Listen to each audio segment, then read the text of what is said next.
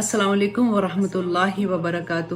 آج میں آپ کے ساتھ جو حدیث شیئر کرنے والی ہوں اس کو غور سے سنیے گا، اور آپ یہ سوچ کے اس کو صدقہ جاری اپنے لیے بنا دیں کہ جتنے آپ کے فرینڈس ہیں، آپ کی فیملی ممبرس ہیں، آپ کے بچے ہیں، ان تک آپ یہ حدیث پہنچا دیں۔ ابو ہریرہ رضی اللہ عنہ بیان کرتے ہیں کہ رسول اللہ صلی اللہ علیہ وسلم نے فرمایا کہ اہل جہنم کے دو گروہ ایسے ہیں جن کی سزا دنیاوی زندگی میں نے نہیں دیکھی، کیونکہ نبی صلی اللہ علیہ وسلم جب معراج پہ گئے تھے تو اللہ سبحانہ تعالیٰ نے انہیں جنت و دوزخ دکھائی تھی، اور وہ کیا سزا ہوگی، اتنی بڑی سزا ہوگی۔ ان میں سے پہلا گروہ وہ ہے، نبی صلی اللہ علیہ وسلم نے فرمایا کہ جن کے ہاتھوں میں گایوں کے دموں کی طرح کوڑے ہوں گے جس سے وہ لوگوں کو مارتے ہوں گے، اور دوسرے گروہ میں وہ عورتیں ہیں جو لباس پہنے ہوئے بھی ننگی ہیں۔ آج کل آپ دیکھیے جو ٹائٹ جینز ہیں، جیسے ٹی شرٹس پہنے ہوتے ہیں، یا ایون ہم نے پاکستانی کپڑے پہنے، ہم شفون کے کپڑے پہنتے ہیں یا سی تھرو کبھی کپڑے ہوتے ہیں ہمارے، اور آپ یا پھر سکن ٹائٹ کپڑے ہوتے ہیں، تو وہ دوسروں کو مائل کرنے والی